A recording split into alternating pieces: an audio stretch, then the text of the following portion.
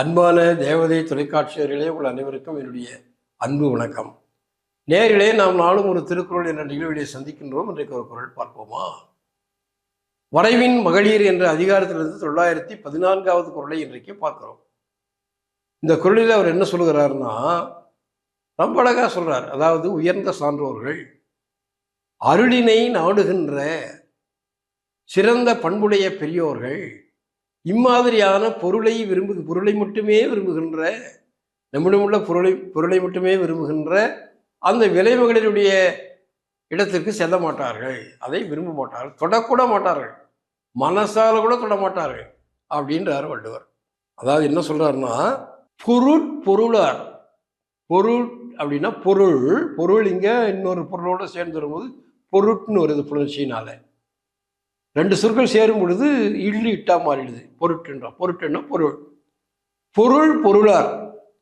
நம்மிடம் மட்டும் உள்ள பொருளையே பொருளாக கருதுகின்றவர்கள். வள்ளுவர் விளையாடுறாரு பாருங்க. நம்மிடம் உள்ள பொருளையே பொருளாக கருதி நடக்கின்ற பொருட்பெண்டி. எப்படி?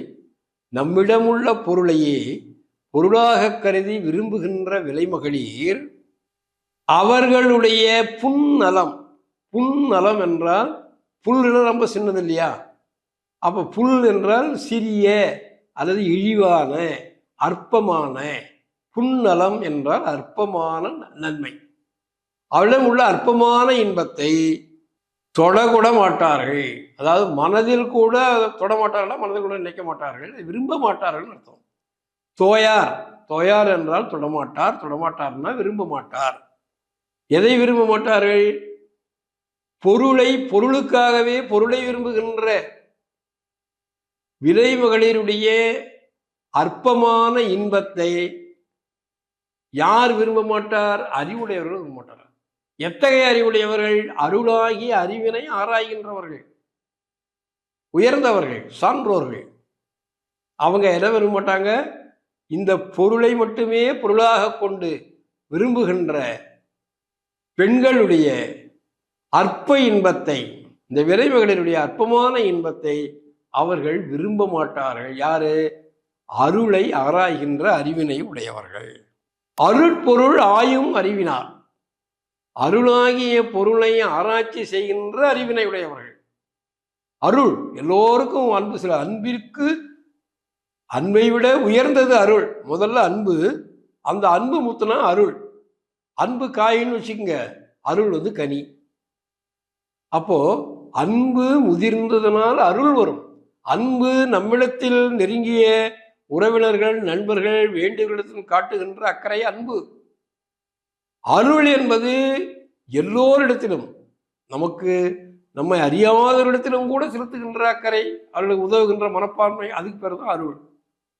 அந்த அருளை ஆராய்கின்ற அறிவினை உடையவர்கள் பொருளை பொருளாக மட்டுமே விரும்புகின்றவர்களுடைய அற்ப நிறத்தை விரும்ப மாட்டார்கள்.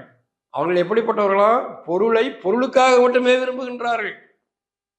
உண்மையான அன்பு செலுத்துறதல்ல, பொருளை பொருளுக்காகவே விரும்புகின்ற அந்த பொருட்பெண்டீர், அதாவது பொருளை விரும்புகின்ற விலைமகளிர், அவர்களிடம் பெறக்கூடிய அற்ப இன்பம்.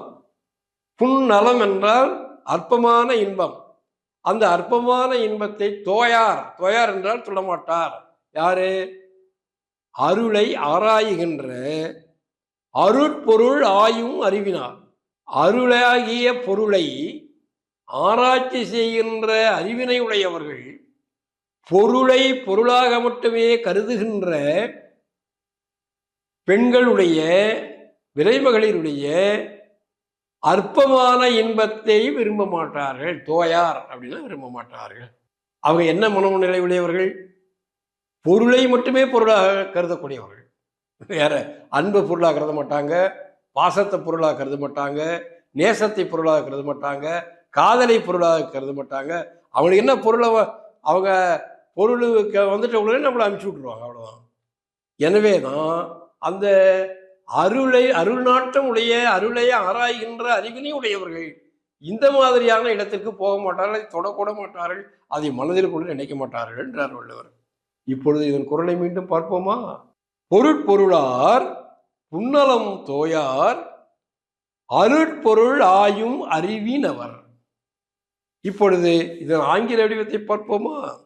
The wise who seek the wealth of grace will not desire the mean favor of women who are intent only on money regardless of pleasure.